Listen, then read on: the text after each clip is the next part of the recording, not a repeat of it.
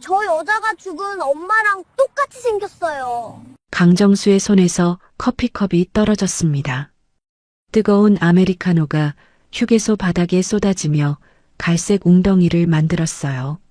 주변 사람들의 시선이 일제히 그에게 집중됐지만 정수에게는 아무것도 보이지 않았습니다.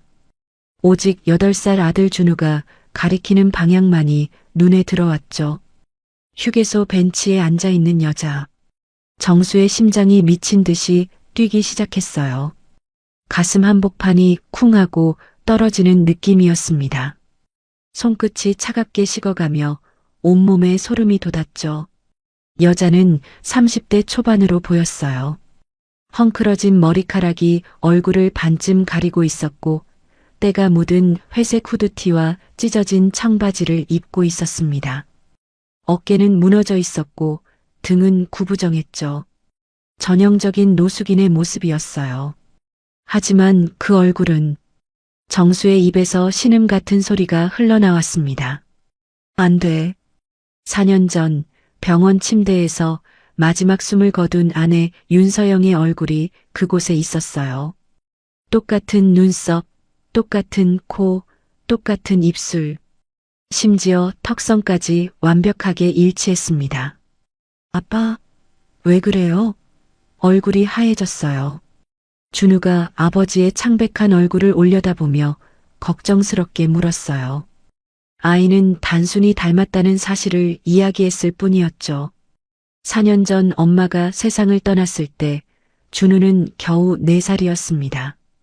아이에게 엄마의 얼굴은 사진 속에서만 존재하는 추상적인 기억이었어요. 아빠, 정말 엄마 같지 않아요? 사진에서 본 엄마랑 똑같은데요? 준우의 말이 정수의 가슴에 비수처럼 꽂혔습니다.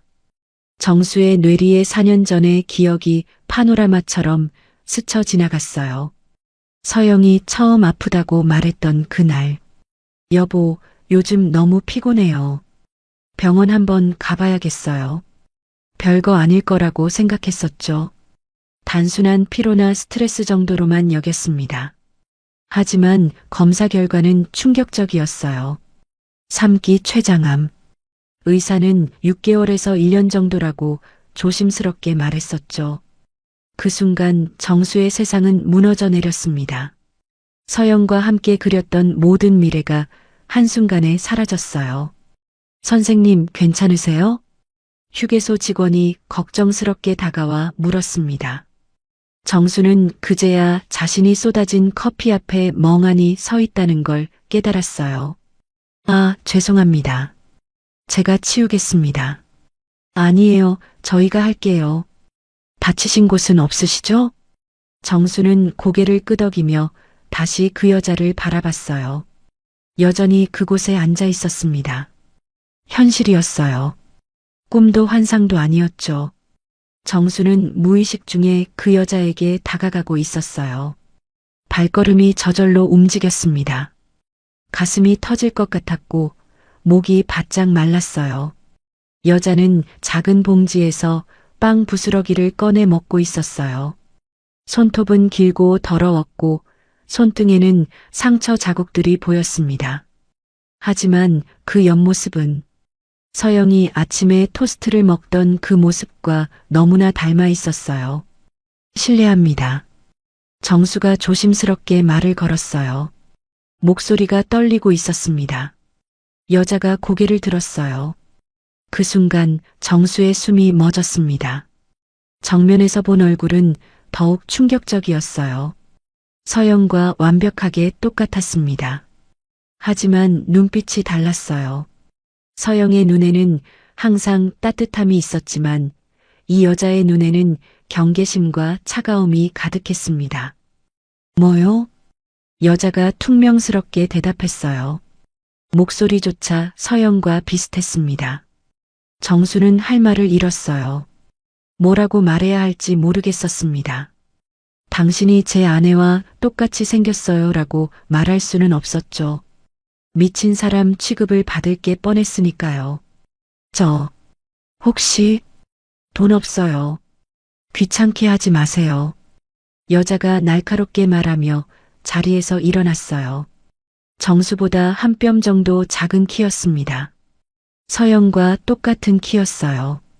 여자는 작은 가방을 들고 휴게소 반대편으로 걸어가기 시작했습니다. 정수의 마음속에서 무언가가 폭발했어요. 이 여자를 그냥 보낼 수는 없었습니다. 너무나 많은 의문이 머릿속을 맴돌았어요. 왜 서영과 똑같이 생겼을까? 단순한 우연일까? 아니면 다른 이유가 있을까? 잠깐만요.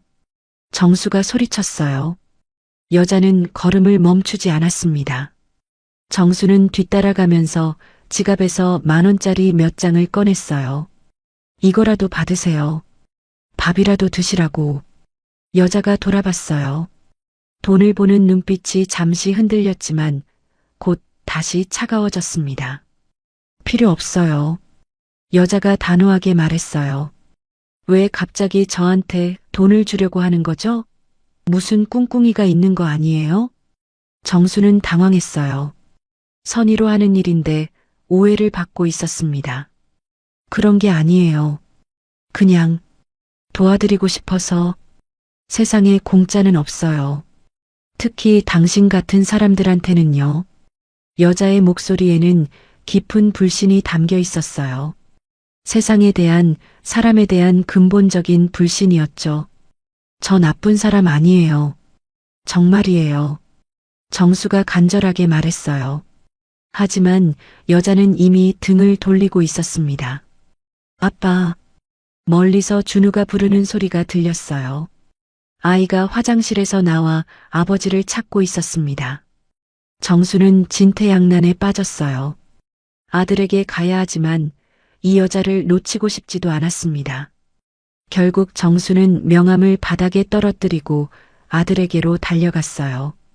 차 안에서 정수는 백미러로 그 여자를 지켜봤어요. 여자는 떨어진 명함을 주었습니다. 잠시 들여다보더니 주머니에 넣었어요. 그리고 휴게소를 벗어나 도로 반대편으로 사라졌습니다. 아빠, 왜 계속 저기만 봐요? 준우가 궁금해했어요. 정수는 시동을 걸면서 깊은 한숨을 내쉬었습니다. 이 일을 어떻게 설명해야 할지 모르겠었어요. 자신도 아직 믿기지 않았으니까요. 부산까지 가는 3시간 동안 정수의 머릿속에는 오직 그 여자의 얼굴만 맴돌았습니다. 서영과 똑같았지만 완전히 다른 그 눈빛이 계속 떠올랐어요. 이것이 강정수와 이수진의 운명적인 첫 만남이었습니다. 부산 해운대의 5성급 호텔에 도착한 것은 저녁 7시였어요. 정수는 체크인을 마치고 준우와 함께 스위트룸에 들어갔지만 마음은 전혀 편하지 않았습니다. 휴게소에서 본 그 여자의 얼굴이 계속 머릿속을 맴돌았어요. 아빠, 저녁 뭐 먹을까요? 준우가 침대에 폴짝 뛰어올라 물었어요. 아이는 여행의 설렘으로 들떠 있었죠. 룸서비스 시킬까? 아니면 나가서 먹을까? 정수는 대답했지만 목소리에는 힘이 없었어요. 온 신경이 다른 곳에 가 있었습니다. 정수가 발코니로 나가 바다를 바라보는 동안 4년 전의 기억이 파도처럼 밀려왔어요. 서영이 처음 병원에서 진단을 받던 날. 췌장암 3기입니다. 수술은 불가능하고 항암 치료를 시작해야 합니다. 의사의 차분한 목소리가 아직도 귓가에 생생했어요. 그 순간 정수의 세상은 완전히 뒤바뀌었습니다. 서영은 의외로 침착했었죠. 괜찮아요. 우리 함께 이겨내요. 하지만 정수는 그렇지 못했어요. 밤마다 화장실에 숨어서 울었습니다. 서영 앞에서는 강한 모습을 보여야 했으니까요. 6개월간의 투병 기간은 정수에게 가장 길고 힘든 시간이었어요.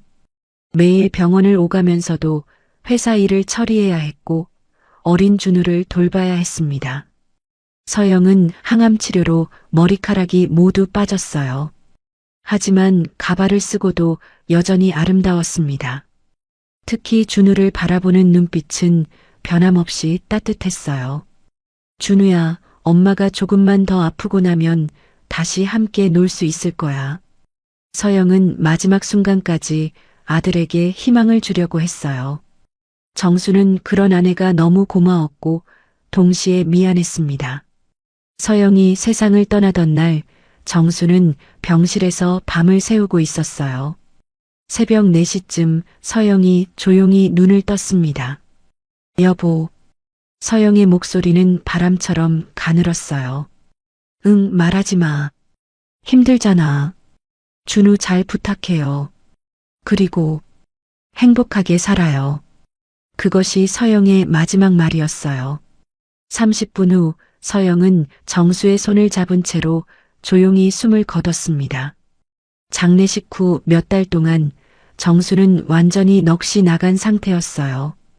회사 일은 부사장이 대신 처리했고 준우는 베이비시터가 돌봤습니다. 정수는 서영의 옷장을 그대로 두었어요. 향수 냄새마저 그대로 보존하려고 했죠. 때로는 서영의 베개를 안고 잠들기도 했습니다. 친구들과 가족들이 새로 시작하라고 조언했지만 정수에게는 불가능한 일이었어요. 서영 없는 인생을 상상할 수 없었습니다. 아빠, 전화 받아요. 준우의 목소리에 정수가 현실로 돌아왔어요. 핸드폰이 울리고 있었습니다. 박지은에게서 온 전화였어요.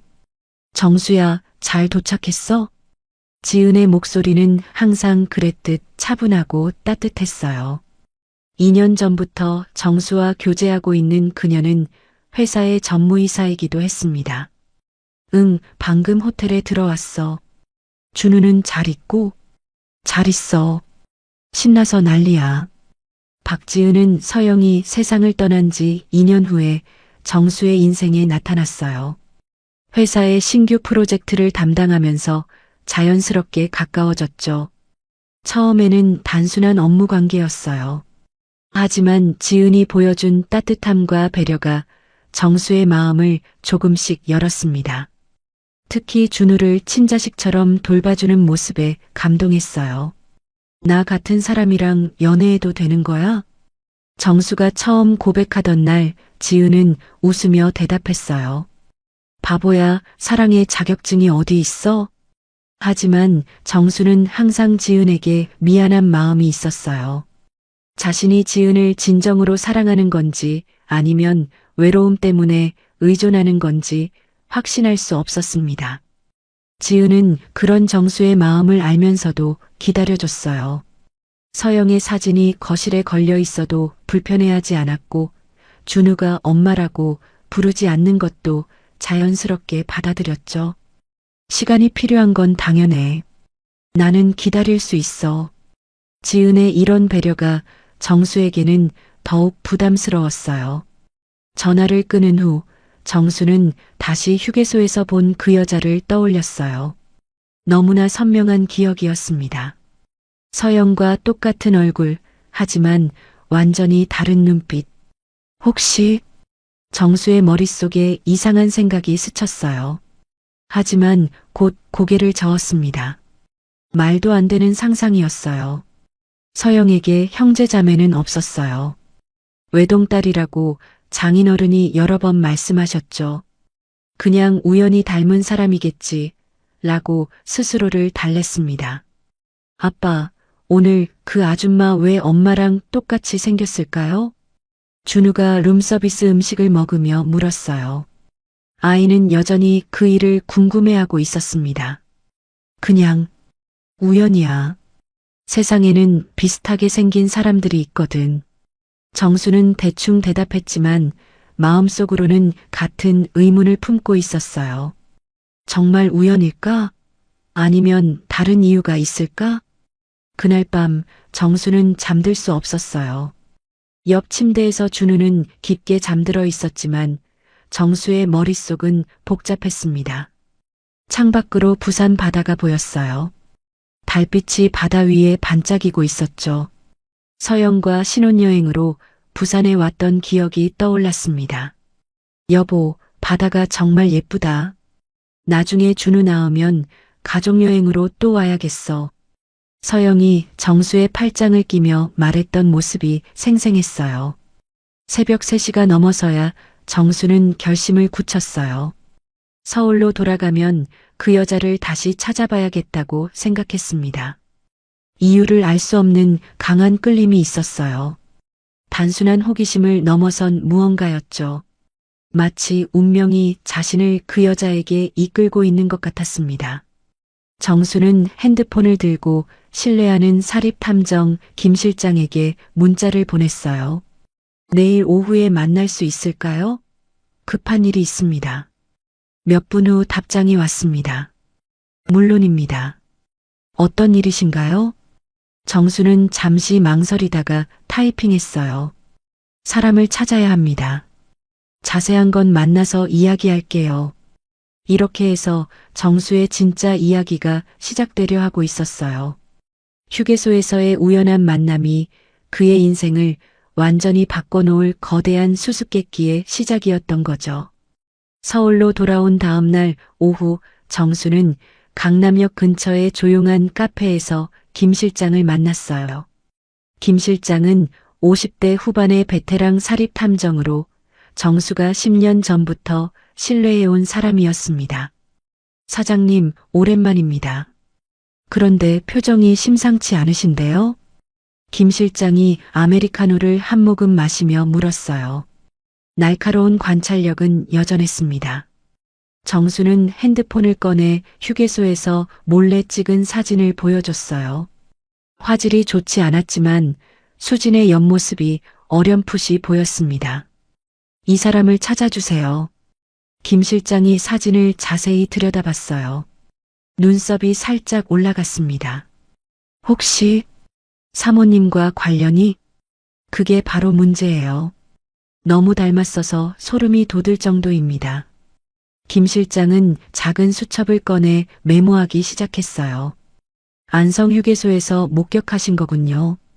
시간대는 어제 오후 2시경이었어요. 벤치에 앉아서 빵을 먹고 있었고 옷차림으로 봐서는 노숙인으로 보였습니다. 연령대는 30대 초반 정도. 김 실장이 펜을 멈추고 정수를 바라봤어요. 사장님, 실례가 안 된다면 왜 이분을 찾으시려는 건가요? 단순한 호기심은 아닌 것 같은데요. 정수는 잠시 망설였어요. 자신도 정확한 이유를 모르겠었으니까요. 저도 잘 모르겠어요. 그냥 알아야 할 것 같은 느낌이 들어서요.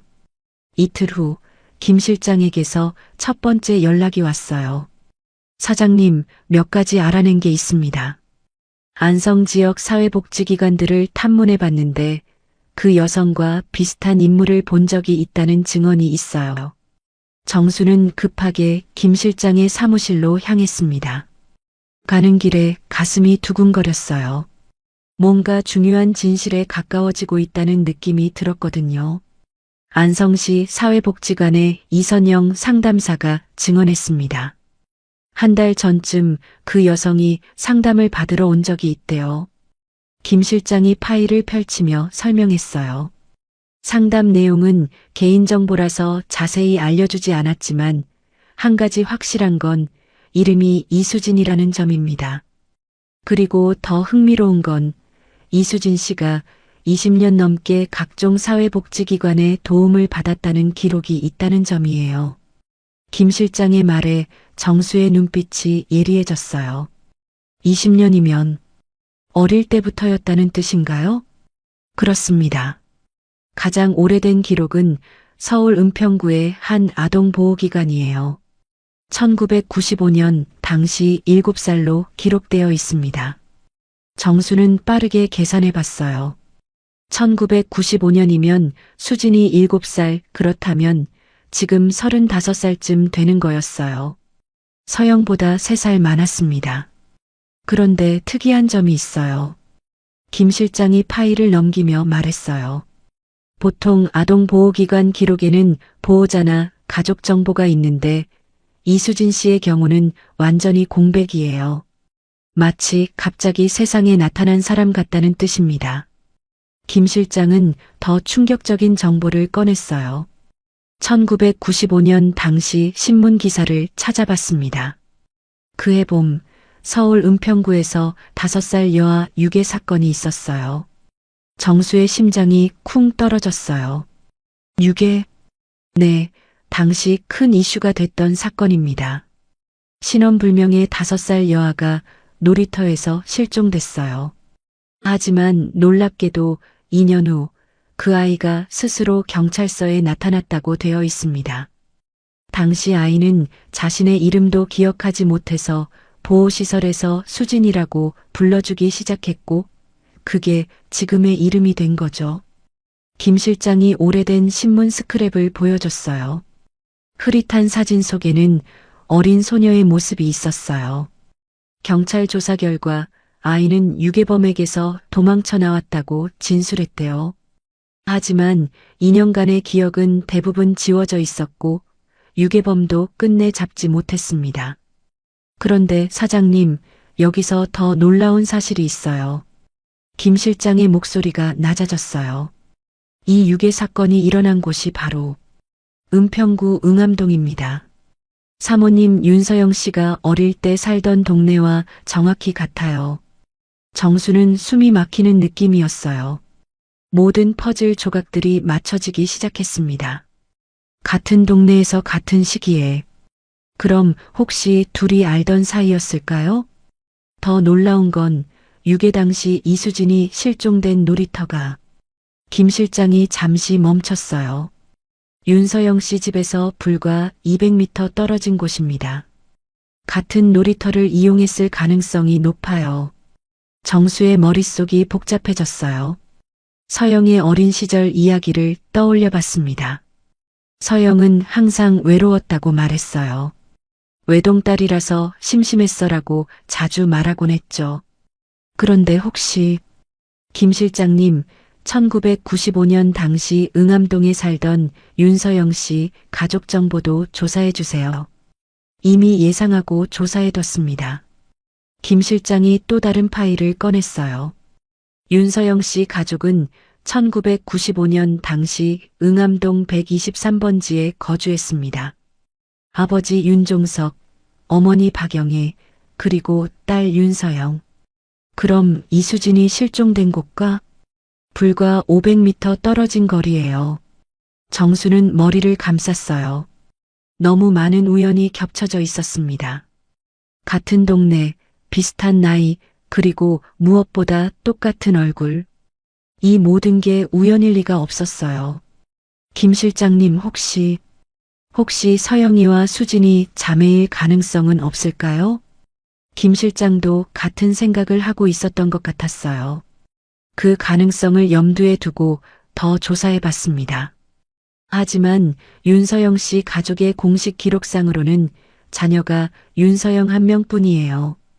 공식 기록상으로는요? 네, 출생신고, 주민등록, 가족관계 증명서, 모든 곳에 윤서영 씨만 등재되어 있습니다. 정수는 갑자기 서늘한 느낌이 들었어요. 혹시 장인어른이 뭔가 숨기고 있는 건 아닐까? 서영의 부모님은 항상 서영을 소중한 외동딸이라고 불렀어요. 하지만 만약 쌍둥이가 있었다면? 김 실장님, 윤서영 씨 부모님과 직접 만날 필요가 있겠어요. 사장님, 그건 신중하게 하셔야 할 것 같은데요. 혹시라도 오해를 받으시면. 괜찮아요. 진실을 알아야겠어요. 정수의 목소리에는 결연한 의지가 담겨 있었어요. 그런데 먼저 이수진 씨부터 다시 만나봐야 하지 않을까요? 김 실장이 제안했어요.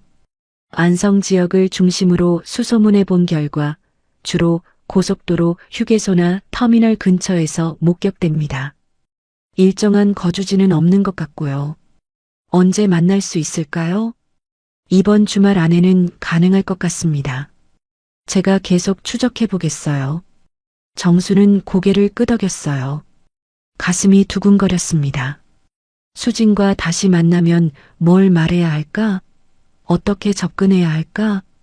그날 저녁 집에 돌아온 정수는 준우와 함께 저녁을 먹었어요. 지은은 야근이라서 집에 없었습니다. 아빠, 그 아줌마 다시 만날 거예요? 준우가 갑자기 물었어요. 어떤 아줌마? 휴게소에서 본 엄마 닮은 아줌마요.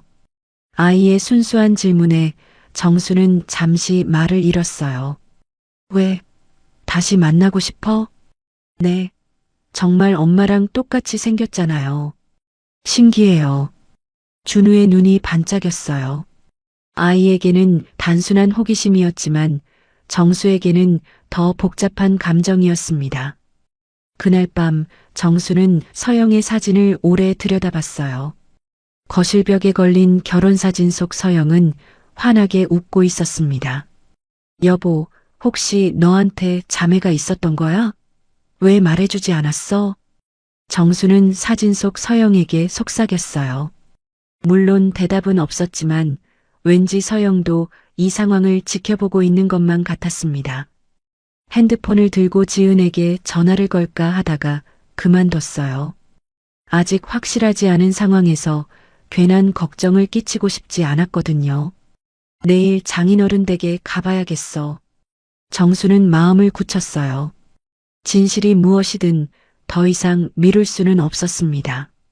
수진이라는 여자의 정체를 반드시 밝혀내야 했어요. 밤하늘의 별들이 유난히 밝게 빛나고 있었습니다. 마치 정수의 앞길을 비춰주려는 것처럼요. 다음 날 오후 정수는 서울 노원구에 있는 장인어른 댁을 찾았어요. 30년 넘게 살고 있는 낡은 아파트였지만 서영의 추억이 가득한 곳이었습니다. 엘리베이터에서 내려 현관문 앞에 서니 가슴이 두근거렸어요. 초인종을 누르자 장모님 박영애 씨가 문을 열었어요. 어머, 정수야. 갑자기 웬일이니? 어머니, 안녕하세요. 갑자기 찾아와서 죄송해요. 박영애 씨는 60대 후반이었지만 여전히 정정했어요. 서영을 많이 닮은 얼굴이었죠. 하지만 오늘 정수에게는 그 얼굴이 다르게 보였습니다. 혹시 숨기고 있는 무언가가 있을까 하는 의심의 눈으로 바라보게 됐거든요. 아버님은 계세요? 응, 거실에서 TV 보고 있어. 들어와. 거실로 들어서자 장인어른 윤종석 씨가 반갑게 맞아주었어요. 사위가 웬일이야? 준우는 안 왔어? 오늘은 혼자 왔어요. 아버님, 어머님께 여쭤볼 게 있어서요. 정수의 진지한 표정에 두 분의 얼굴도 굳어졌어요. 뭔가 심각한 이야기가 있다는 걸 직감하셨나 봐요. 뭔 일인데 그리 심각하니? 장인어른이 TV 볼륨을 낮추며 물었어요. 정수는 핸드폰을 꺼내 휴게소에서 찍은 수진의 사진을 보여드렸습니다. 비록 화질이 좋지 않았지만 옆모습이 어렴풋이 보였어요. 이분을 아세요? 장모님이 사진을 보자마자 손으로 입을 막았어요. 얼굴이 순식간에 창백해졌습니다. 어머, 장인어른도 사진을 자세히 들여다보더니 안경을 벗었다 다시 썼어요. 손이 미세하게 떨리고 있었습니다. 정수야, 이 사진을 어디서 찍은 거니? 안성 휴게소에서 우연히 만났어요. 준우가 서영이와 똑같이 생겼다고 해서 봤더니 정수는 말을 멈췄어요. 두 분의 반응이 예상보다 훨씬 강했거든요. 단순히 닮은 사람을 본 정도의 반응이 아니었어요. 혹시 아세요? 이분을? 장인어른과 장모님이 서로를 바라봤어요. 30년 넘게 함께 산 부부만의 무언의 소통이었죠. 마침내 장인어른이 깊은 한숨을 내쉬며 입을 열었습니다. 정수야, 앉아라. 정수는 소파에 앉았어요. 두 분의 표정이 너무 심각해서 가슴이 조여왔습니다. 사실은 서영이한테 자매가 있었어. 정수의 머리가 하얗게 변하는 느낌이었어요. 예상은 했지만 직접 듣게 되니 충격이 컸습니다. 쌍둥이였어. 서영이와 미영이. 장모님이 떨리는 목소리로 말씀하셨어요. 눈가에 눈물이 맺히기 시작했습니다. 서영이와 미영이는 정말 똑같이 생겼었거든. 구분하기 어려울 정도로. 장모님이 과거를 회상하며 말씀하셨어요. 성격은 정반대였어. 서영이는 조용하고 차분했는데 미영이는 활발하고 장난꾸러기였지. 둘이 함께 있으면 집안이 떠나갈 듯 시끄러웠거든. 정수는 서영의 어린 시절 이야기를 들으며 상상해 봤어요. 두 명의 서영이 뛰어다니는 모습을 말이에요. 그런데 미영이가 5살 되던 해봄에 장모님의 목소리가 떨렸어요. 1995년 4월 15일이었어. 절대 잊을 수 없는 날이지. 장인어른이 날짜까지 정확히 기억하고 있었어요. 그날도 평소처럼 아이들을 놀이터에 데려갔거든. 서영이와 미영이가 그네를 타고 놀고 있었는데 잠깐 다른 엄마와 이야기하느라 한눈을 팔았어. 장모님의 눈에서 눈물이 흘러내렸어요. 10분도 안 됐어.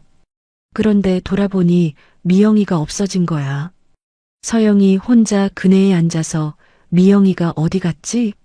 하고 있었거든. 정수의 가슴이 미어졌어요. 5살 아이가 갑자기 사라진다는 건 부모에게 어떤 충격일지 상상이 갔거든요.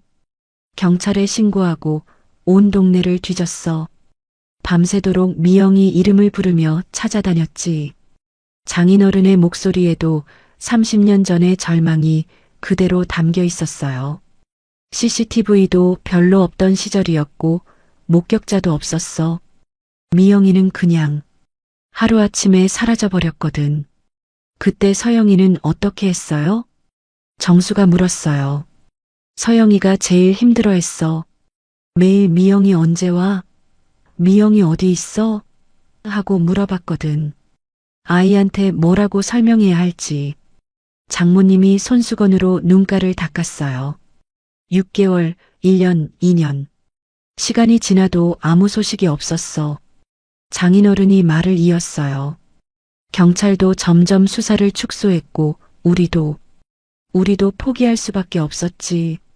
그래서 서영이에게는 어떻게 말씀하셨어요? 처음에는 미영이가 먼 곳에 여행 갔다고 했어. 그러다가 하늘나라로 갔다고. 거짓말을 했지. 장모님의 목소리가 떨렸어요. 아이가 너무 어려서 죽음을 이해하지 못했거든. 점점 시간이 지나면서 미영이 기억도 희미해졌고 우리는 평생 죄책감에 시달렸어. 장인어른이 고백했어요. 한순간 방심한 게 평생의 후회가 됐지. 미영이가 어디서 어떻게 지내고 있는지, 살아있기는 한지. 매일 밤 잠들기 전에 생각했거든. 그래서 서영이를 더욱 애지중지하게 됐어. 남은 딸만큼은 절대 잃으면 안 된다고 생각했지. 장모님이 덧붙였어요. 정수는 서영의 과보호적인 부모님의 모습이 이해됐어요. 한 딸을 잃은 트라우마 때문이었던 거죠. 그런데 왜 서영이에게도 말씀하지 않으셨어요? 자라서도 계속 숨기셨잖아요. 정수의 질문에 두 분이 또다시 서로를 바라봤어요. 서영이가 중학생 때였나? 한번 물어본 적이 있어. 나 혼자라서 외롭다. 형제자매가 있었으면 좋겠다고. 장모님이 말씀하셨어요. 그때 말해줄까 고민했어. 하지만 안 됐거든. 서영이가 너무 행복해 보였어. 우리가 준 사랑으로 충분히 밝고 건강하게 자라고 있었으니까. 미영이 이야기를 하면 서영이도 상처받을 것 같았어. 잃어버린 자매에 대한 죄책감이나 그리움으로 괴로워할까봐. 장인어른이 설명해 주셨어요. 그래서 계속 숨기기로 했지. 서영이가 결혼하고 준우를 낳고 행복하게 사는 모습을 보면서도 혹시 미영이가 살아있다면 언젠가는 말해야겠다고 생각했어. 하지만 서영이가 먼저 세상을 떠나버렸지. 정수는 목이 메어왔어요. 30년간 부모님이 혼자 짊어지신 무게가 얼마나 컸을지 상상이 갔거든요. 그런데 정수야, 그 사진 속 사람이 정말. 장인어른의 목소리가 떨렸어요. 미영이 맞는 것 같니? 정수는 고개를 끄덕였어요. DNA 검사를 해보려고 해요. 확실히 하고 싶어요. 장모님이 정수의 손을 잡았어요. 손이 차갑게 식어 있었습니다. 정수야, 만약 정말 미영이라면 걱정하지 마세요. 제가 잘 돌봐드릴게요. 가족이잖아요. 정수의 말에 장모님이 울음을 터뜨렸어요. 30년 만에 잃어버린 딸을 찾을 수도 있다는 희망과 그동안 딸이 어떤 고생을 했을까 하는 걱정이 동시에 밀려왔던 거죠. 우리 미영이를 정말 다시 볼 수 있을까? 네, 꼭 찾아서 데려올게요. 이제 혼자가 아니에요. 정수는 장인어른과 장모님을 꼭 안아드렸어요. 이 순간 그들은 단순히 사위와 장인, 장모가 아니었습니다. 30년 전 잃어버린 가족을 함께 찾아가는 동반자였어요. 거실벽에 걸린 서영의 어린 시절 사진이 유난히 밝게 보였어요. 그 옆자리에 있어야 했을 또 다른 아이의 자리가 이제야 보이는 것 같았습니다. 30년간 숨겨졌던 진실이 드디어 세상에 나왔어요. 이제 정말로 미영이를 찾아 집으로 데려올 시간이었습니다. 장인어른 댁을 나온 후 김 실장에게 전화가 왔어요. 사장님, 이수진 씨를 찾았어요. 내일 당장 만날 수 있을까요? 벌써 찾으셨다고요? 어떻게? 다음 날 아침 정수는 일찍 일어나 준비를 했어요. 거울 속 자신의 모습을 보니 눈 밑에 다크서클이 짙게 패여 있었습니다. 밤새 잠을 제대로 이루지 못했거든요. 뭐라고 말해야 할까? 당신이 제 아내의 쌍둥이 자매예요라고 바로 말할 수는 없었어요. 너무 갑작스러우니까요. 핸드폰을 들고 박지은에게 전화를 걸었어요. 오늘 중요한 일이 있어서 회사에 늦을 것 같아. 무슨 일인데? 어제부터 이상하던데.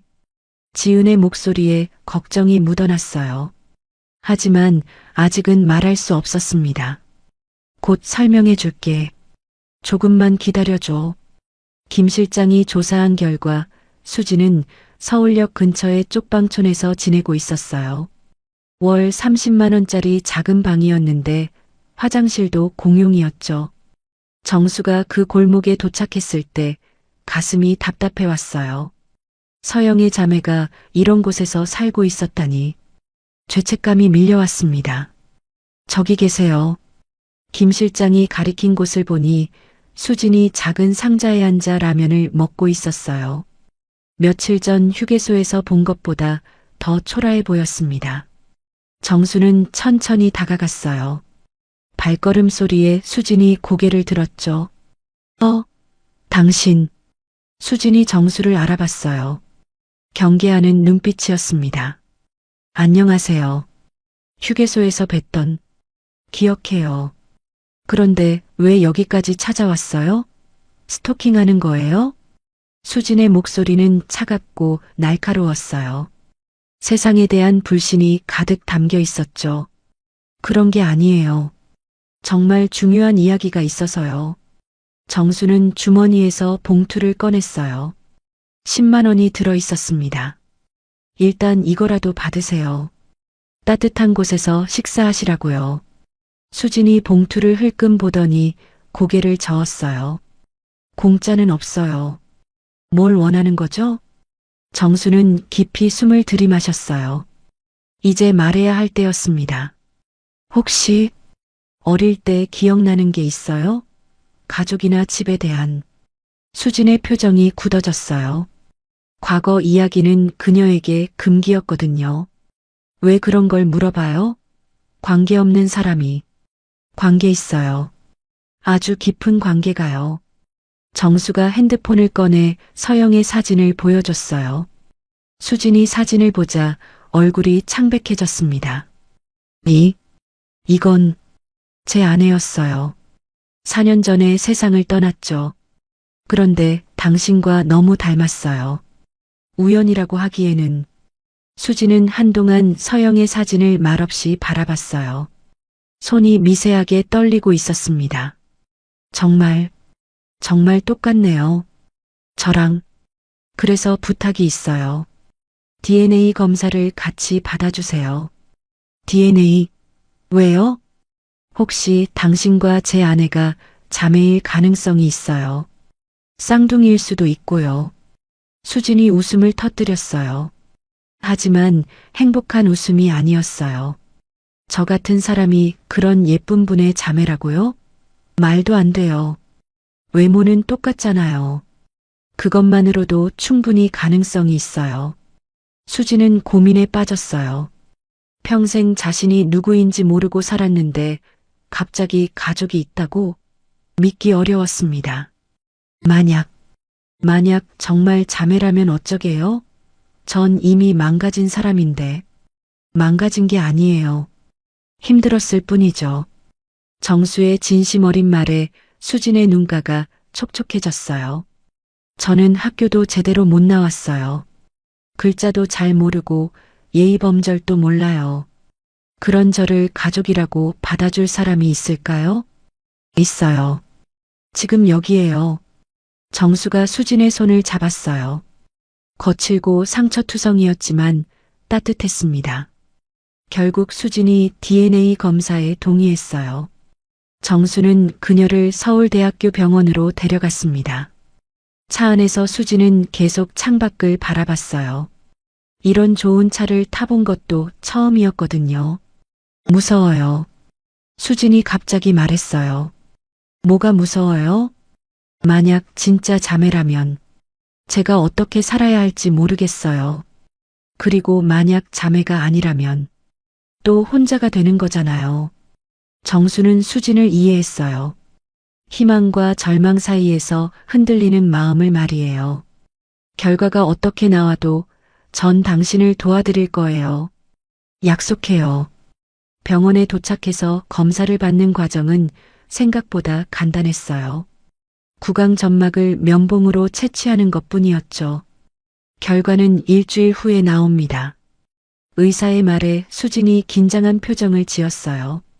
일주일이라는 시간이 너무 길게 느껴졌습니다. 그동안 어디서 지내실 거예요? 정수가 물었어요. 그냥 원래 지내던 곳에서요. 안 돼요. 제가 호텔을 잡아드릴게요. 그럴 필요 없어요. 전 괜찮아요. 하지만 정수는 이미 마음을 굳혔어요. 가족일지도 모르는 사람을 그런 열악한 곳에 혼자 둘 수는 없었거든요. 일주일은 정말 길게 느껴졌어요. 정수는 매일 수진이 지내는 호텔을 방문했습니다. 처음에는 어색했지만 점점 서로에게 익숙해졌어요. 수진은 호텔 생활이 신기했어요. 깨끗한 침대, 따뜻한 물이 나오는 샤워실, 룸서비스까지 꿈만 같았죠. 이런 생활을 평생 해봤을까요? 만약 유괴당하지 않았다면.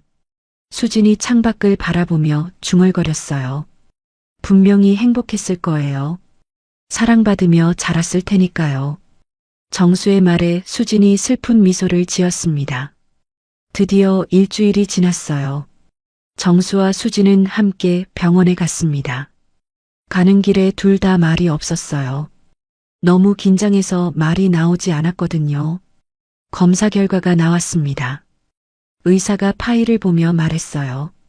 정수와 수진의 심장이 동시에 쿵쾅거렸습니다. 일치율이 99.9%입니다. 일란성 쌍둥이가 확실합니다. 그 순간 정수는 온몸에 전율이 흘렀어요. 수진은 의자에 주저앉으며 눈물을 흘렸습니다. 정말이에요? 네, 확실합니다. 축하드려요. 병원을 나오는 길에 수진이 갑자기 멈춰 섰어요. 이제 어떻게 해야 해요? 전 아직도 믿기지 않아요. 천천히 하면 돼요. 서두를 필요 없어요. 정수가 수진의 어깨에 손을 얹었어요. 일단 부모님을 만나보시는 게 어때요? 30년 동안 당신을 그리워하셨어요. 수진의 눈에서 또 눈물이 흘러나왔어요.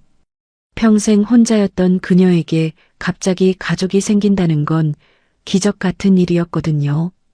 정말 저를 받아주실까요? 당연해요. 당신은 소중한 딸이에요. 그리고 정수가 잠시 멈췄다가 말을 이었어요. 서영이도 하늘에서 기뻐하고 있을 거예요. 자신의 쌍둥이 자매를 찾았다는 걸 알면 수진이 고개를 끄덕였어요. 이제 정말로 새로운 인생이 시작되는 거였습니다. 윤미영으로서의 진짜 삶이 말이에요. DNA 검사 결과를 받은 다음 날 정수는 수진을 데리고 장인어른 댁으로 향했어요. 차 안에서 수진은 계속 손을 비비며 불안해했습니다. 정말 괜찮을까요? 저 같은 사람을 받아주실까요? 걱정하지 마세요. 30년 동안 당신을 그리워하셨어요. 정수가 수진의 손을 잡아주었어요. 차가운 손이 조금씩 따뜻해졌습니다. 엘리베이터에서 내려 현관문 앞에 섰을 때 수진의 다리가 덜덜 떨렸어요. 정수가 초인종을 눌렀습니다. 누구세요? 장모님 목소리가 들려왔어요. 어머니, 정수예요. 중요한 분을 모시고 왔어요. 문이 열리는 순간 시간이 멈춘 것 같았어요. 장모님이 수진을 보자마자 그 자리에 주저앉았습니다. 미영아, 우리 미영이구나. 엄마. 거실에서 뛰어나온 장인어른도 수진을 보자 눈물을 터뜨렸어요. 30년 전 5살 모습 그대로였거든요. 얼굴은 어른이 됐지만 눈망울은 똑같았습니다. 미영아, 정말 우리 미영이구나. 아빠가 미안해. 정말 미안해. 장인어른이 수진을 꽉 안았어요. 수진은 어찌할 바를 모르며 얼떨떨해했습니다. 태어나서 이런 따뜻한 포옹을 받아본 적이 없었거든요. 저 정말 딸이 맞나요?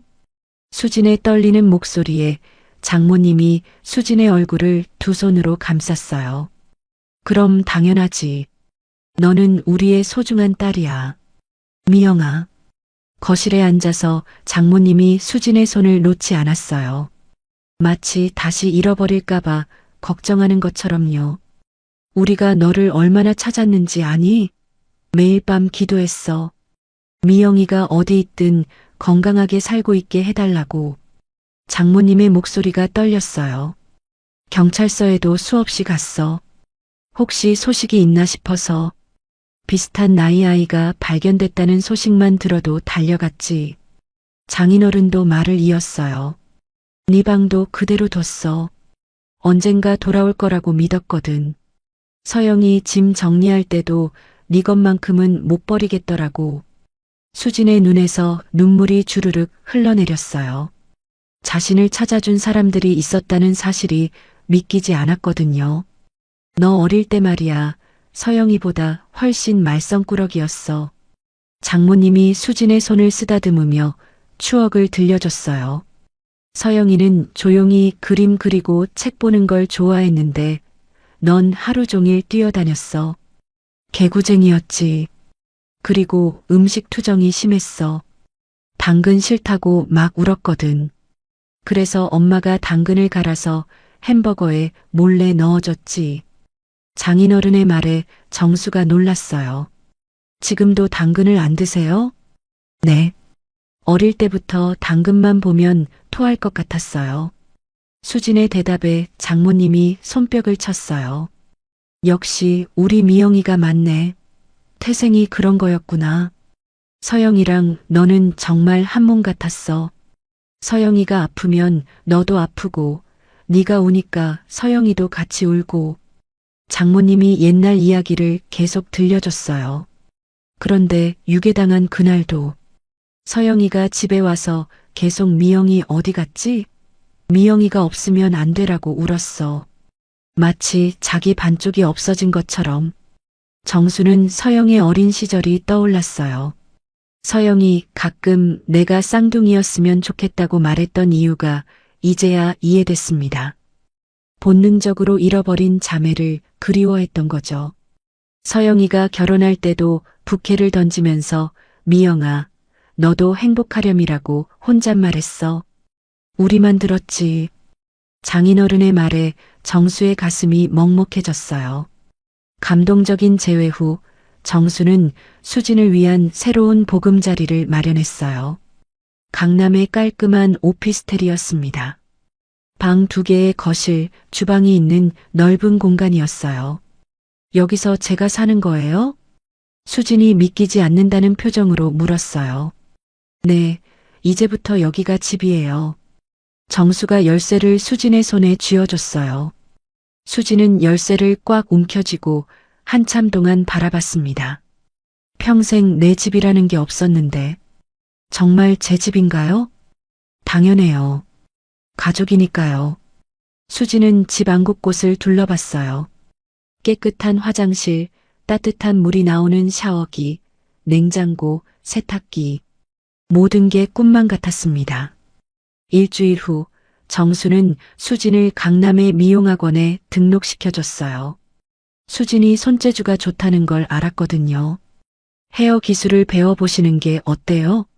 커트, 펌, 염색 같은 기초부터 천천히요. 저 같은 사람도 배울 수 있을까요? 당연해요. 누구나 새로 시작할 수 있어요. 첫 수업날 수진은 긴장해서 손이 떨렸어요. 다른 학생들은 모두 젊고 예뻐 보였거든요. 자신만 초라해 보이는 것 같았습니다. 하지만 강사 선생님이 친절했어요.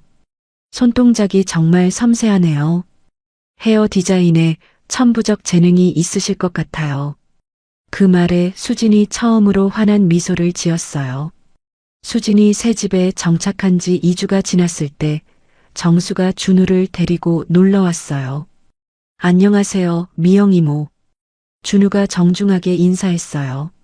정수가 미리 설명해줬거든요. 수진이 엄마의 쌍둥이 자매라고요. 안녕, 준우야. 이모가 처음이라 어색하지? 수진이 준우 눈높이에 맞춰 앉았어요. 아이를 대하는 게 어색했지만 최선을 다했습니다. 아니에요. 이모가 엄마랑 똑같이 생겨서 신기해요. 준우의 순수한 말에 수진의 마음이 따뜻해졌어요. 이모, 같이 게임해요. 준우가 수진의 손을 잡아 끌었어요. 수진은 태어나서 처음으로 아이와 놀아봤습니다. 미용학원을 다니기 시작한 지 한 달이 지나자 수진에게 변화가 보이기 시작했어요. 우선 외모부터 달라졌습니다. 머리를 단정하게 자르고 화장도 배웠어요. 옷도 깔끔한 걸로 골라 입기 시작했죠. 무엇보다 표정이 밝아졌습니다. 거울 보는 게 이렇게 좋은 줄 몰랐어요. 수진이 새로 산 화장대 거울을 보며 말했어요. 예쁘죠? 원래 이렇게 예쁜 사람이었어요. 정수의 말에 수진이 수줍게 웃었어요. 자신을 예쁘다고 해주는 사람이 있다는 게 신기했거든요. 2달째 수진은 헤어 기초 과정을 수료했어요. 수료증을 받던 날 수진은 울음을 터뜨렸습니다. 태어나서 처음 받아보는 상장이에요. 떨리는 손으로 수료증을 받아든 수진의 모습에 정수도 눈시울이 붉어졌어요. 축하해요. 정말 자랑스러워요. 고마워요. 정수 씨가 없었다면 불가능했을 일이에요. 수진이 정수에게 깊이 고개를 숙였어요. 그날 저녁 장인어른과 장모님을 모시고 축하 식사를 했어요. 작은 식당이었지만 가족이 함께하는 첫 번째 시간이었죠. 이제 중급 과정을 들어보시는 게 어때요? 미용학원 원장이 제안했어요. 수진의 실력이 빠르게 늘고 있었거든요. 정말 괜찮을까요? 저 같은 사람이. 무슨 소리예요? 실습 모델들이 수진 씨가 해준 헤어스타일을 보고 계속 문의해요. 재능이 있으시다고요. 원장의 말에 수진이 자신감을 얻었어요. 평생 처음으로 누군가에게 인정받는다는 느낌이었습니다. 그럼 해볼게요. 열심히 할게요. 수진의 목소리에 의지가 담겨 있었어요. 어느 일요일 오후 수진은 새 집에서 장인어른, 장모님, 정수, 준우와 함께 저녁을 준비하고 있었어요. 서툴지만 열심히 요리를 배우고 있었습니다. 미영아, 김치찌개 간이 딱 좋네. 장모님이 수진이 끓인 찌개를 맛보며 칭찬했어요. 정말요? 어제 유튜브 보고 연습했거든요. 수진이 수줍게 웃었어요. 가족들을 위해 요리하는 게 이렇게 기쁠 줄 몰랐거든요. 식사 후 모두 거실에 모여 앉았어요. 준우는 수진의 무릎에 앉아 책을 읽고 있었고 장인어른과 장모님은 TV를 보고 계셨습니다. 정수는 이 평온한 모습을 바라보며 생각했어요. 서영이 세상을 떠난 후 느껴보지 못했던 완전한 가족의 느낌이었습니다. 서영아, 고마워.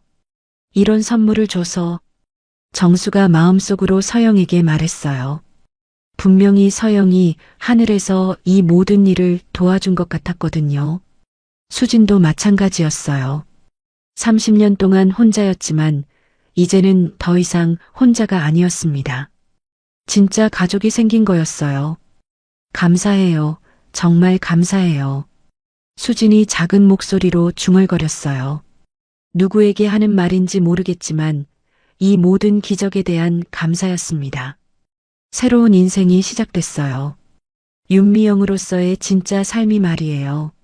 수진이 새로운 삶에 적응해가고 있을 무렵 박지은은 점점 불안해지고 있었어요.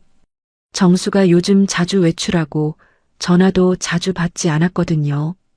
강정수 그룹 본사 전무이사실에서 지은이 서류를 정리하다가 정수의 비서에게 물었어요.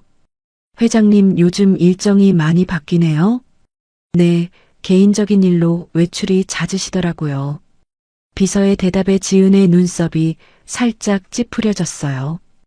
2년간 교제하면서 정수가 이렇게 비밀스럽게 행동한 적은 없었거든요.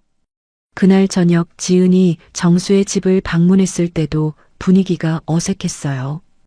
요즘 무슨 일 있어? 계속 다른 생각하는 것 같던데. 아니야, 그냥 회사 일이 좀 복잡해서. 하지만 정수의 표정은 거짓말을 하고 있다는 걸 보여줬어요. 지은은 여자의 직감으로 뭔가 중대한 일이 일어났다는 걸 느꼈습니다. 다음 날 지은은 정수를 미행했어요. 자신도 이런 행동이 옳지 않다는 걸 알았지만 불안감을 참을 수 없었거든요. 정수는 강남의 한 오피스텔로 향했어요. 지은이 차에서 지켜보니 정수가 한 여자와 함께 나왔습니다. 그 순간 지은의 심장이 멈추는 것 같았어요. 그 여자는 서영이었어요. 아니, 서영과 똑같이 생긴 누군가였습니다.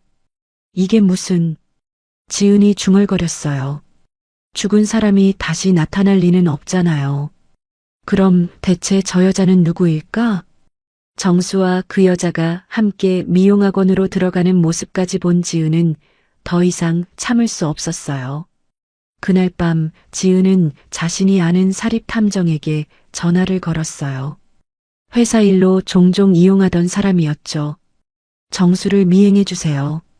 최근 만나는 사람들, 가는 곳들 모두 조사해서 보고서 작성해 주시고요. 알겠습니다. 언제까지 필요하신가요? 일주일 안에요. 최대한 자세히 부탁드려요. 전화를 끊은 후 지은은 창밖을 바라보며 생각에 잠겼어요. 만약 정수가 다른 여자와 만나고 있다면, 그것도 서영과 똑같이 생긴 여자와 말이에요. 말도 안 돼. 분명 다른 이유가 있을 거야. 하지만 마음 한편으로는 최악의 상황을 준비해야 한다고 생각했어요. 일주일 후 지은은 충격적인 조사 결과를 받았어요. 그 여자의 이름은 이수진, 전직 노숙인이었고 최근에 정수가 돌봐주고 있다는 것이었습니다. 더 충격적인 건 DNA 검사까지 받았다는 사실이었어요. DNA 검사? 왜? 지은이 탐정에게 물었어요. 자세한 이유는 모르겠지만 서울대병원에서 검사를 받았고 결과도 나왔다고 합니다. 아마 혈연관계를 확인하려는 것 같은데요. 혈연관계? 지은의 머리가 복잡해졌어요. 서영과 똑같이 생긴 여자와 혈연관계라니. 설마 자매? 더 자세히 조사해 주세요. 이 여자의 과거, 정수와 어떤 관계인지 모든 걸 알고 싶어요.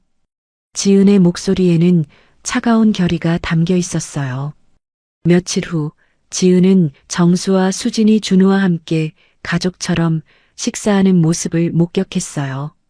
아늑한 분위기의 한식당이었는데 마치 진짜 가족 같았습니다. 준우가 수진을 이모라고 부르는 것도 들었어요. 지은의 가슴에 질투의 불길이 타올랐습니다.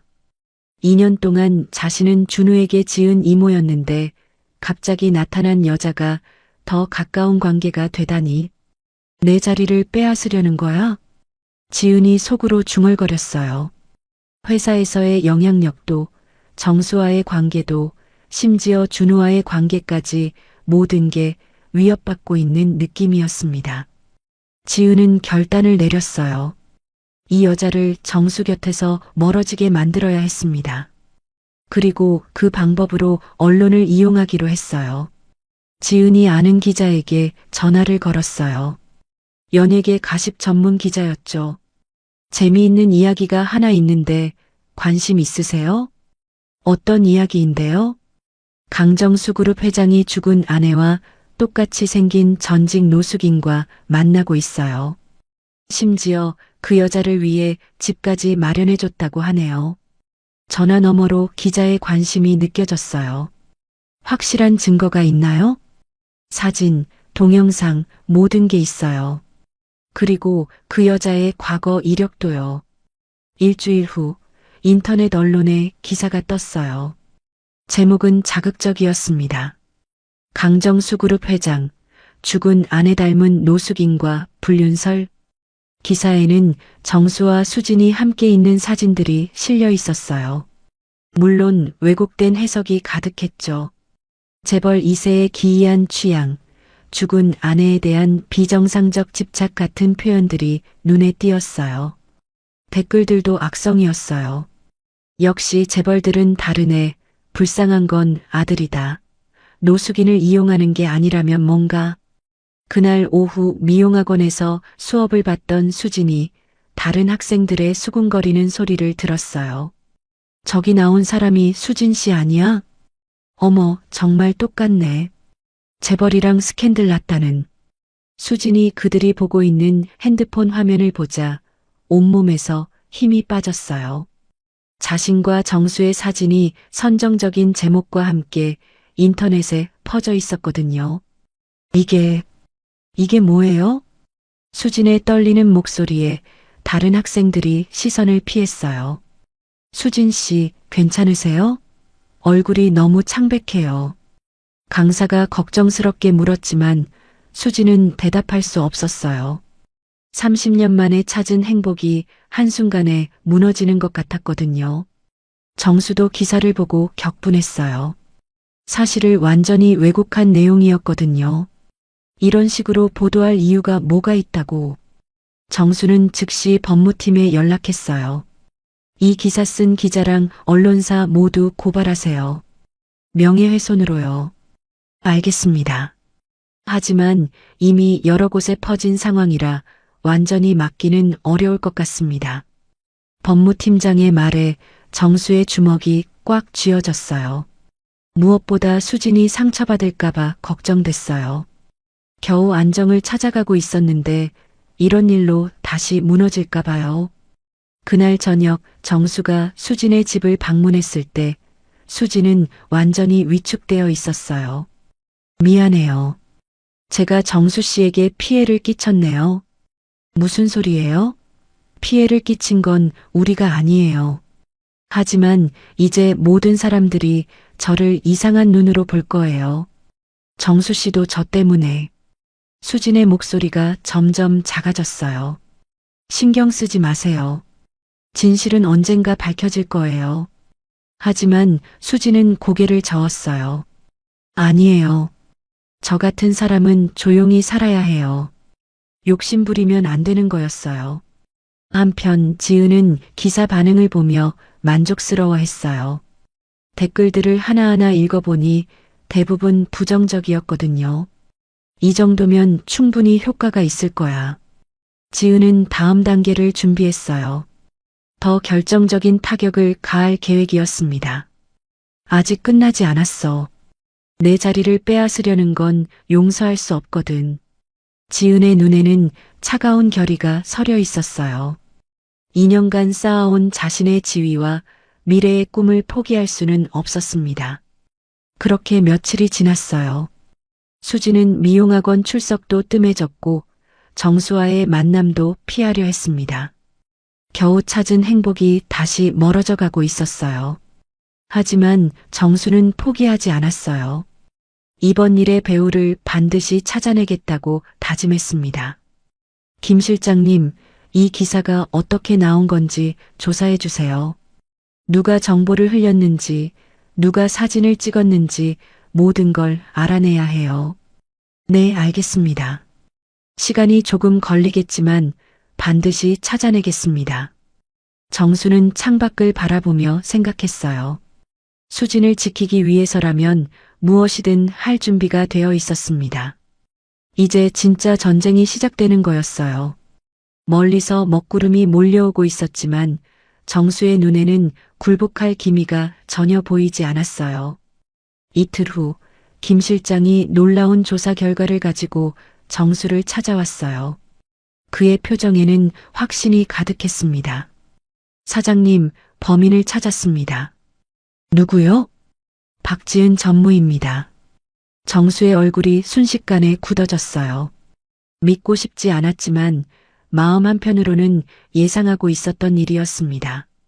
확실한가요? 네, 기자와 통화한 기록도 있고 사진을 제공한 것도 확인했습니다.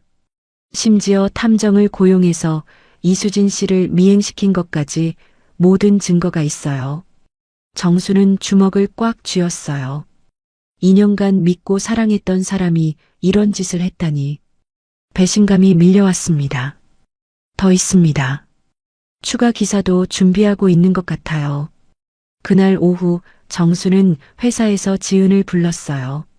문을 열고 들어온 지은의 얼굴에는 평소처럼 미소가 떠 있었습니다.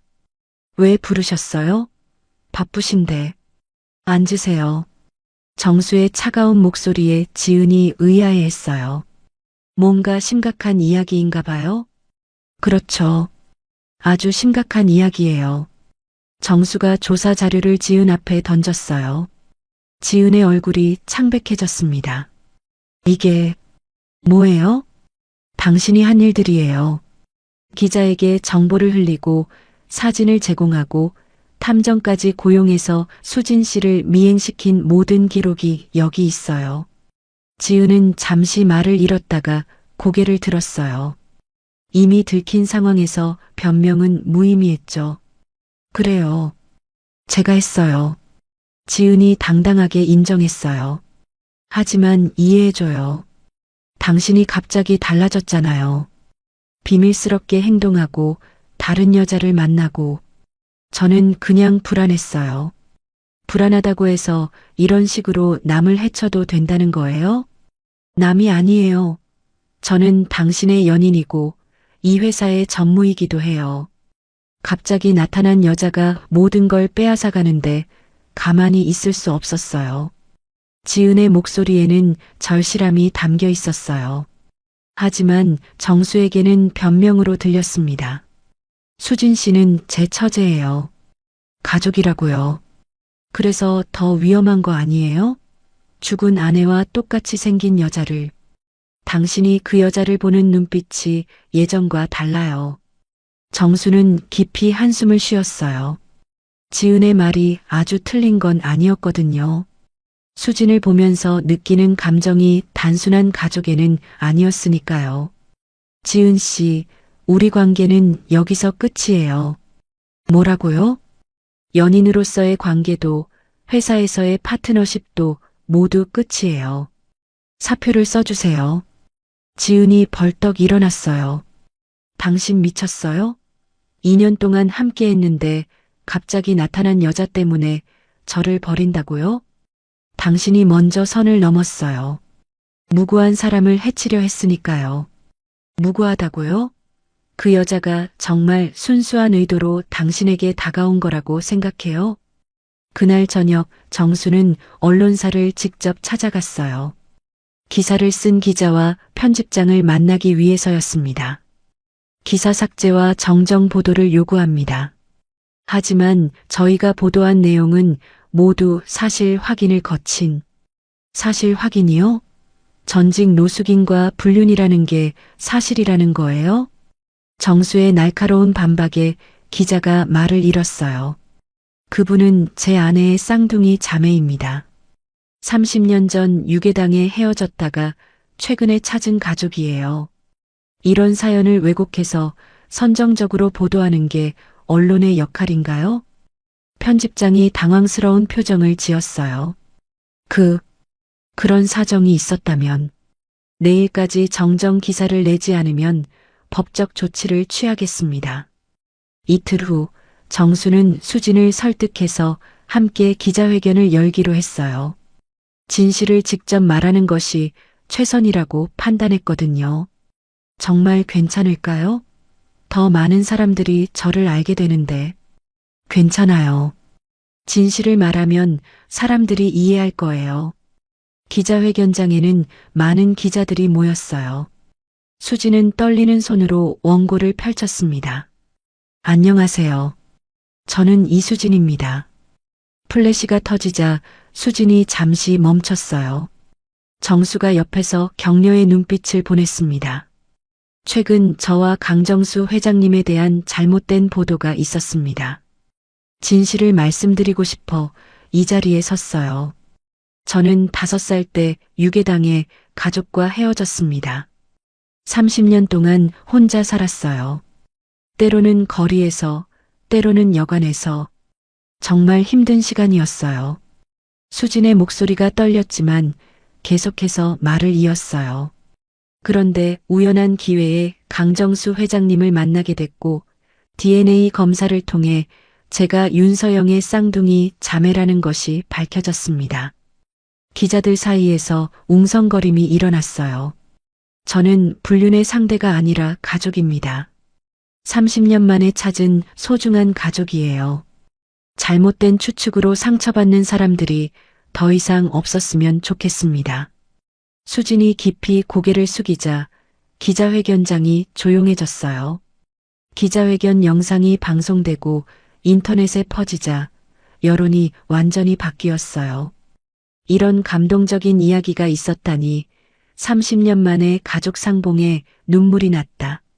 처음 보도한 언론사가 사과해야 한다는 댓글들이 쏟아졌습니다. 특히 수진의 솔직하고 진실한 모습에 많은 사람들이 감동받았어요. 노숙인이었던 과거도 힘들었던 시간들도 숨기지 않고 털어놓는 용기에 박수를 보낸 거죠. 저런 어려운 상황에서도 당당하게 진실을 말하다니 진짜 강한 사람이다라는 반응이 줄을 이뤘어요. 정수는 이런 반응들을 보며 수진이 얼마나 대단한 사람인지 새삼 느꼈습니다. 한편 김 실장의 추가 조사로 지은의 다른 불법 행위들도 드러나기 시작했어요. 사장님, 박지른 전무가 회사 자금을 유용한 증거를 찾았습니다. 뭐라고요? 지난 2년간 가짜 계약서를 만들어 회사 돈을 빼돌렸어요. 총 30억 원 정도 됩니다. 정수는 충격을 받았어요. 연인으로서의 배신도 모자라 회사 돈까지 훔쳤다니. 증거는 확실한가요? 네, 은행 계좌 추적과 계약서, 위조 증거 모두 확보했습니다. 즉시 경찰에 신고하세요. 그리고 검찰에도 고발장을 접수해 주시고요. 사흘 후 지은이 경찰서에 소환됐어요. 횡령과 배임, 그리고 명예훼손 혐의였습니다. 이 모든 게 그 여자 때문이에요. 지은이 경찰서에서 소리쳤지만 이미 돌이킬 수 없는 상황이었어요. 회사에서도 즉시 해고됐고 언론들도 그녀의 불법 행위를 대대적으로 보도했습니다. 강정수 그룹 전무 회사 자금 횡령 혐의로 구속, 질투로 시작된 복수가 부른 몰락이라는 제목의 기사들이 쏟아졌어요. 법원은 지은에게 실형 2년을 선고했어요. 횡령한 금액을 모두 배상하라는 명령도 함께였습니다. 정수는 법원을 나오며 복잡한 감정을 느꼈어요. 한때 사랑했던 사람이 이런 식으로 끝나게 된 것이 안타까웠지만 동시에 정의가 실현된 것에 안도감도 느꼈습니다. 이제 끝났네요. 수진이 정수의 팔짱을 끼며 말했어요. 네, 정말 끝났어요. 이제 새로 시작할 수 있어요. 지은이 사라진 후 정수와 수진의 일상은 평온해졌어요. 수진은 다시 미용학원에 다니기 시작했고 사람들도 이제 그녀를 따뜻하게 맞아줬습니다. 수진 씨, 정말 대단해요.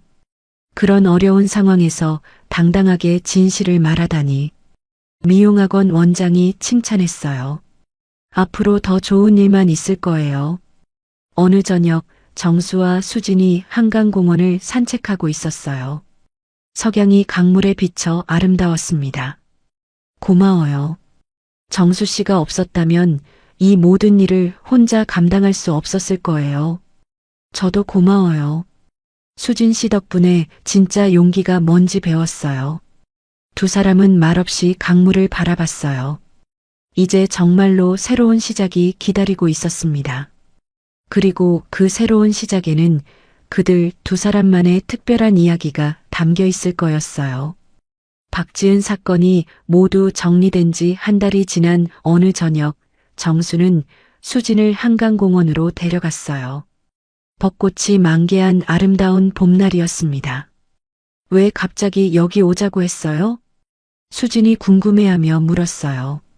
강바람에 머리카락이 살랑거렸습니다. 할 말이 있어서요.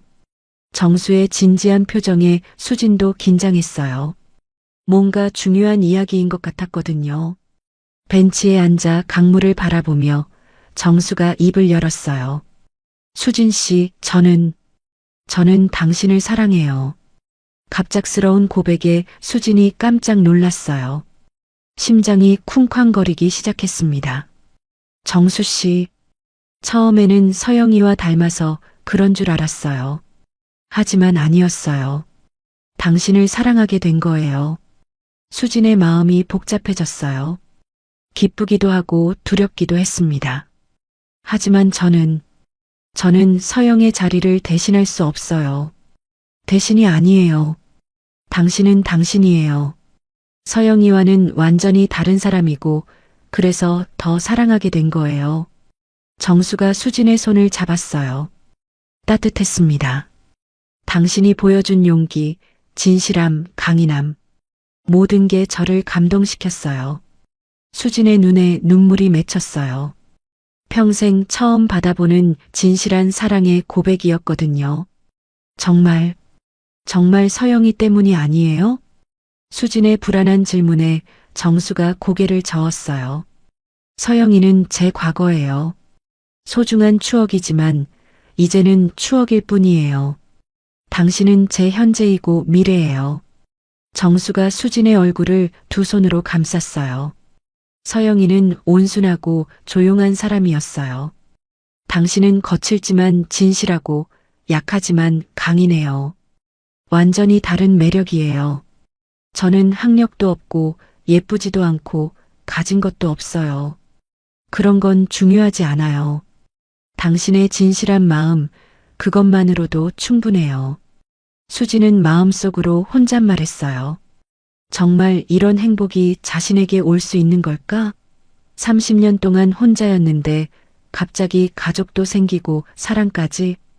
무서워요. 수진이 솔직하게 말했어요. 뭐가 무서워요? 행복해지는 게 무서워요. 언젠가 다시 모든 걸 잃을까봐. 정수가 수진을 꽉 안았어요. 그녀의 불안감이 전해져 왔습니다. 절대 잃지 않을 거예요. 제가 지켜드릴게요. 며칠 후 수진은 강남의 한 고급 미용실에서 일하기 시작했어요. 미용학원을 수료한 후 취업한 첫 직장이었습니다. 수진 씨, 정말 손재주가 좋으시네요.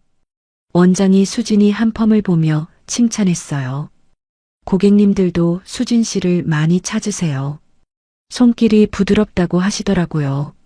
수진은 일하는 모습이 달라져 있었어요. 자신감이 생겼고 미소도 많아졌습니다.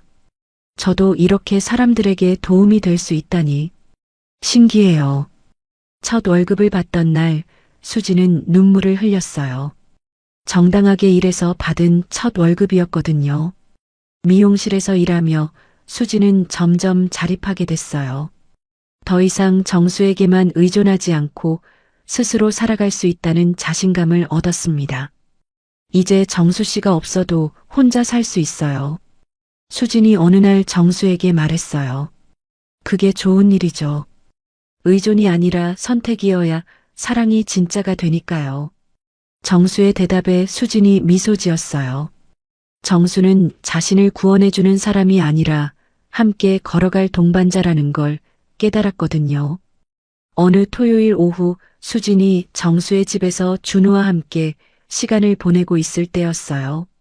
수진 이모, 아빠가 이모를 좋아하는 것 같아요. 준우의 순진한 말에 수진이 당황했어요. 왜 그렇게 생각해?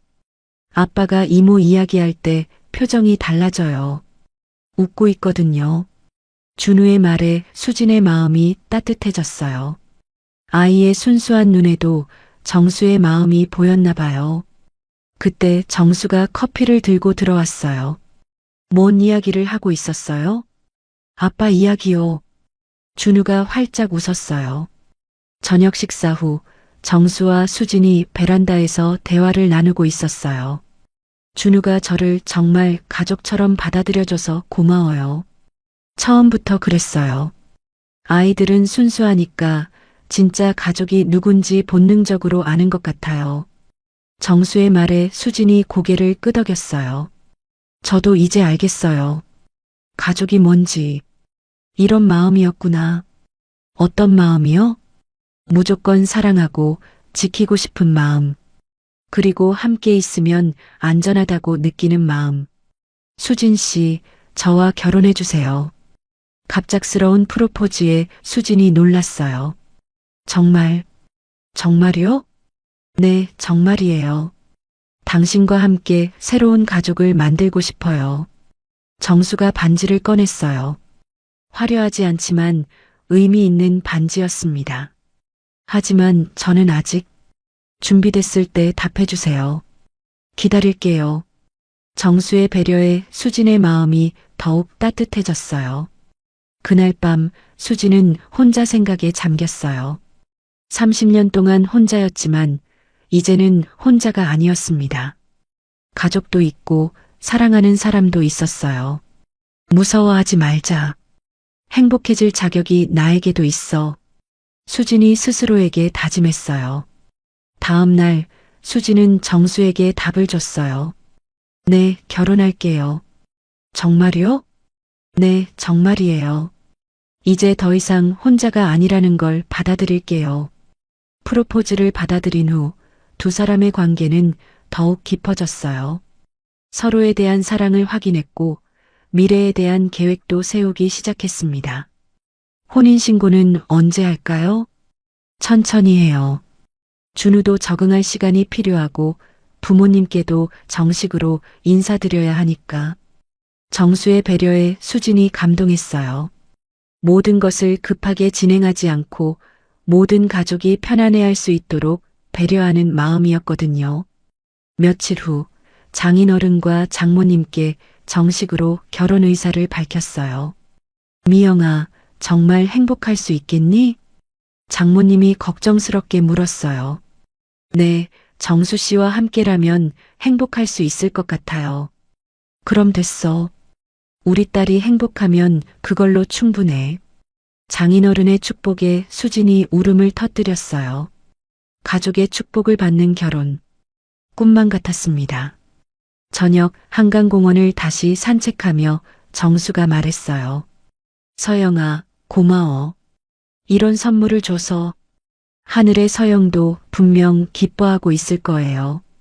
자신의 쌍둥이 자매가 행복을 찾은 걸 말이에요. 두 사람의 새로운 사랑이 시작됐습니다. 과거의 아픔을 딛고 일어선 진정한 사랑이었어요. 1년이 지났어요. 강남역 근처의 작은 미용실 헤어 스튜디오 미영의 문에는 예약 대기 손님들로 가득했습니다. 수진이 직접 운영하는 이곳은 입소문을 타고 유명해졌거든요. 원장님, 오늘도 예약이 꽉 찼어요. 직원이 스케줄표를 보여주며 말했어요. 수진은 이제 원장님이라고 불리는 사람이 됐습니다. 고마워요. 모든 손님께 최선을 다해드려요. 수진이 미소 지으며 대답했어요. 1년 전과는 완전히 다른 모습이었습니다. 자신감 넘치는 표정, 단정한 옷차림, 그리고 무엇보다 행복해 보이는 미소가 인상적이었어요. 거울 앞에 앉은 손님이 감탄했어요. 원장님 손은 정말 마술 같아요. 이렇게 예뻐진 적이 없어요. 고마워요. 손님이 예뻐 보이시니까 제가 더 기뻐요. 점심시간 수지는 미용실 매출을 확인하며 뿌듯해했어요. 월 매출이 3천만 원을 넘어섰거든요. 1년 전에는 상상도 못했던 일이네요. 수진이 혼잣말로 중얼거렸어요. 노숙인이었던 자신이 이제는 사업자가 되다니 정말 꿈만 같았습니다. 핸드폰이 울렸어요. 정수에게서 온 문자였어요. 오늘 저녁은 집에서 먹어요. 준우가 수진 이모 특제 김치찌개를 먹고 싶다고 하네요. 사랑해요. 문자를 읽고 수진이 환하게 웃었어요. 이제는 수진 이모가 아니라 엄마가 될 날이 얼마 남지 않았거든요. 저녁 수진은 정수와 준우가 사는 집으로 향했어요. 결혼 후에는 이곳이 진짜 집이 될 예정이었습니다. 수진 이모. 준우가 현관까지 마중 나와 수진을 안았어요. 이제 10살이 된 준우는 수진을 진짜 가족처럼 따랐습니다. 오늘 학교에서 뭐 했어? 미술 시간에 가족 그림 그렸는데 이모도 그렸어요. 준우가 자랑스럽게 그림을 보여줬어요. 아빠, 수진 이모, 그리고 자신이 손을 잡고 웃고 있는 모습이었습니다. 우와, 정말 잘 그렸네. 수진이 진심으로 감탄했어요. 그림 속에서 자신은 행복한 표정을 하고 있었거든요. 김치찌개 냄새가 정말 좋네요. 정수가 주방에서 요리하는 수진을 뒤에서 안았어요. 깜짝이야. 준우가 보고 있다고요. 아빠랑 수진 이모가 사랑하는 거 맞죠? 준우의 순진한 질문에 두 사람이 웃었어요. 맞아. 아빠가 수진 이모를 정말 많이 사랑해. 정수가 대답했어요. 그럼 결혼하면 수진 이모가 진짜 엄마가 되는 거예요? 응, 그렇지. 기대되니? 네. 빨리 결혼해요. 준우의 재촉에 수진과 정수가 박장대소했어요. 식사 후 정수와 수진은 결혼 준비에 대해 이야기했어요. 예식장은 소규모로 하는 게 어때요? 가족들만 모여서 조용히. 수진이 제안했어요. 좋은 생각이에요. 화려한 것보다 의미 있는 게 더 중요하죠. 정수가 동의했어요. 하지만 웨딩드레스는 꼭 입고 싶어요. 한 번도 입어본 적이 없거든요. 수진의 소망에 정수가 미소 지었어요. 당연하죠. 세상에서 가장 아름다운 신부가 될 거예요. 주말 장인어른과 장모님이 새 집에 놀러 오셨어요. 미영아, 정말 많이 변했구나. 이제 완전히 다른 사람 같아. 장모님이 수진의 손을 잡으며 말씀하셨어요. 엄마 덕분이에요. 30년 동안 저를 찾아주셔서. 뭔 소리야. 네가 잘해서 이렇게 된 거지. 장인어른이 자랑스럽게 말씀하셨어요. 서영이도 하늘에서 기뻐하고 있을 거야. 자기 쌍둥이 자매가 이렇게 행복해진 걸 보면서 말이야. 장모님의 말에 모든 이들의 눈가가 촉촉해졌어요. 그날 밤 수지는 혼자 있는 시간에 과거를 돌아봤어요. 5살에 유괴당했던 그날부터 30년 동안의 힘든 시간들. 이제는 더 이상 아프지 않았어요. 고마워, 모든 시간들아. 힘들었지만 지금의 나를 만들어줘서. 수진이 조용히 중얼거렸어요. 과거의 상처들이 이제는 자신을 강하게 만든 경험이 된 것 같았습니다. 핸드폰 사진첩을 보니 1년간 쌓인 행복한 사진들이 가득했어요. 가족들과의 추억, 미용실에서의 보람찬 순간들, 정수와의 달콤한 데이트, 모든 게 소중했습니다. 드디어 결혼식 날이 왔어요. 작은 예식장이었지만 사랑하는 사람들이 모두 모였습니다. 웨딩드레스를 입은 수진은 정말 아름다웠어요. 30년간의 고생이 전혀 보이지 않는 행복한 신부였습니다. 미영아, 정말 예쁘다. 장모님이 눈물을 흘리며 말씀하셨어요. 엄마. 수진도 감동해서 울음이 나왔어요. 울면 화장 지워져요. 웃어요, 웃어. 메이크업 아티스트가 농담하며 분위기를 밝게 만들었어요. 신랑 강정수 씨, 신부 이수진 씨를 평생의 반려자로 맞이하시겠습니까? 예, 맞이하겠습니다. 정수의 목소리는 확신에 찬 것이었어요. 신부 이수진 씨, 신랑 강정수 씨를 평생의 반려자로 맞이하시겠습니까? 예, 맞이하겠습니다. 수진도 또렷하게 대답했어요. 반지를 끼우는 순간 하늘에서 따뜻한 빛이 내려오는 것 같았어요. 분명 서영이도 축복하고 있을 거예요. 결혼식 후 피로연에서 준우가 마이크를 잡았어요. 이제 수진 이모가 정말 우리 엄마가 됐어요. 정말 기뻐요. 아이의 순수한 기쁨에 모든 하객들이 박수를 쳤어요. 수진이 준우를 꼭 안았어요. 준우야, 엄마가 정말 사랑해. 저도 엄마 사랑해요. 정수도 가족을 꼭 안았어요. 마침내 완전한 가족이 된 것입니다. 신혼여행에서 돌아온 후 세 가족은 새로운 일상을 시작했어요. 수진은 계속 미용실을 운영했고 정수는 회사 일을, 준우는 학교 생활을 했습니다. 평범하지만 행복한 일상이었어요. 여보, 행복해요? 어느 저녁 정수가 물었어요. 네, 정말 행복해요. 이런 행복이 있다는 걸 몰랐어요. 수진이 진심으로 대답했어요. 저도 마찬가지예요. 서영이가 준 가장 큰 선물이에요. 2년 후 수진과 정수 사이에 아기가 태어났어요. 건강한 딸이었습니다. 이름을 뭐라고 지을까요? 서희는 어때요? 서영이의 서자와 희망의 희자로요.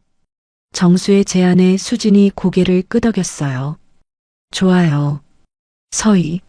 서영이도 기뻐할 거예요. 아기 서희를 안고 있는 수진의 얼굴에는 완전한 행복이 피어 있었어요. 준우도 이제 중학생이 됐지만 여전히 수진을 사랑하는 아들이었습니다. 엄마, 서희가 저랑 닮은 것 같아요. 그래. 오빠를 많이 닮으면 좋겠다. 거실 벽에는 가족 사진이 걸려 있었어요. 정수, 수진, 준우, 그리고 아기 서희까지. 완벽한 가족의 모습이었습니다. 그 옆에는 작은 액자가 하나 더 있었어요.